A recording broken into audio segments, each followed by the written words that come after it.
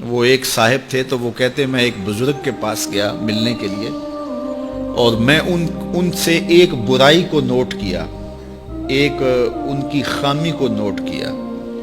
پھر میں دوسرے بزرگ کے پاس گیا تو ایک خامی میں نے ان کی نوٹ کی۔ اس طرح 99 بزرگوں کے پاس گیا، اور جب 100ویں بزرگ کے پاس گیا اور میں نے کہا حضرت میں 99 بزرگوں کے پاس گیا ہوں اور میری نیت یہ تھی کہ میں ان سے بیعت ہوں، لیکن ہر ایک کی ایک ایک خامی سے میں آگاہ ہوا، اور اب آپ کے پاس آیا ہوں اور کچھ دن گزارنا چاہتا ہوں۔ اور میں آپ کو پہلے بتا دیتا ہوں کہ میری نظر بڑی باریک ہے، میں بہت تیز ہوں، تو میں آپ کے ساتھ کچھ وقت گزارنا چاہتا ہوں، آپ بھی محتاط رہیے۔ تو وہ بزرگ فرمانے لگے کہ ان سے تو ایک ایک خامی ملی ہے، میرے سے تو بہت زیادہ مل جائیں گی، میں تو سراپا عیب ہوں، لیکن میں تمہیں صرف ایک بات کہتا ہوں کہ تو ان 99 آدمیوں کے پاس گیا، سال لگا، 2 سال لگے، ایک ایک خامی تو نے جمع کی، اب تیرے پاس 99 خامیوں کا ذخیرہ ہے، کاش کہ تو ایک ایک خوبی جمع کرتا رہتا، تیرے پاس 100 خوبیوں کا ذخیرہ موجود ہوتا۔ کسی کی ٹو میں لگ جانا، کسی کی غلطیاں نکالنے کی سوچ میں رہنا، کسی کو نیچا دکھانے کے چکر میں رہنا، کسی کی تذلیل کرنے کے خیال میں رہنا، دیکھیے اگر آپ ڈھونڈنے نکلیں گے تو آپ کو پھول میں بھی کوئی چیز نظر آ جائے گی، کوئی نقص نکل آئے گا، اور اگر آپ اچھائیاں ڈھونڈنے نکلیں گے تو آپ کو کانٹوں کے بھی کوئی فائدے نظر آنے لگ جائیں گے کہ ان سے بھی یہ فائدے وابستہ ہیں۔ ہمیں ایک ضابطہ دیا گیا ہے، آپ جہاں بھی جائیں اچھی چیز لے لیں اور جو بری ہے وہ وہیں پھینک دیں، بات ختم۔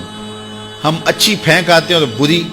جو ہے وہ سینے سے لگا لیتے ہیں، اور ساری زندگی اسی دلدل میں پھنسے رہتے ہیں۔ جو بندہ اخلاق کے اعتبار سے خود اچھا نہیں ہے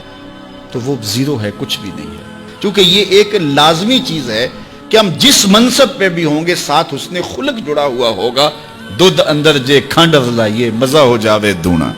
تو پھر سواد آ جائے گا، لطف آ جائے گا۔ لیکن اگر دودھ بھی ہو تو اس میں بدخلقی کی کڑواہٹ ڈال دی جائے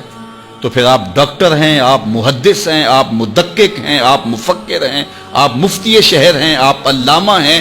آپ پیر طریقت ہیں، آپ شوہر ہیں، آپ باپ ہیں، جو کچھ بھی ہیں، لیکن یہ سب کے ساتھ بدخلقی کی کڑواہٹ اور تلخی شامل ہو گئی تو آپ کا سارا منصب ضائع ہو گیا۔ تو بنیاد کیا ہے؟ آپ کا خلق اچھا ہونا چاہیے، آپ کے لب میٹھے ہونے چاہیے، تو میٹھے بول بولو، لہجوں میں جمال پیدا کرو، رویوں میں تلخی نہ آنے دو، خوبصورتی پیدا کرو، اور اپنے انداز زندگی کو مرتب کرو، خلق خدا کے ساتھ اچھے رویے رکھو، بالخصوص اپنی دوستیوں میں ایک اچھے دوست بن کے ابھرو، اور اپنے کلاس فیلوز کے اندر ایک اچھے کلاس فیلو کے روپ کے اندر آگے آؤ، اور مٹھاس تمہارے لہجوں میں گھلی ہوئی ہو، اور تم بات کرو تو پیار پھیلتا چلا جائے اور محبت پھیلتی چلی جائے۔ ہاں جہاں کہیں سخت بات کرنی ہوتی ہے وہ بھی ایک موقع ہوتا ہے، لیکن عمومی رویوں کی میں بات کر رہا ہوں، تو اللہ تعالیٰ جل شانہ ہم سب کو توفیق عطا فرمائے، اور جو کہا جا رہا ہے اس کو سمجھنے کی، روحوں میں اتارنے کی، عمل کا حصہ بنانے کی توفیق عطا فرمائے۔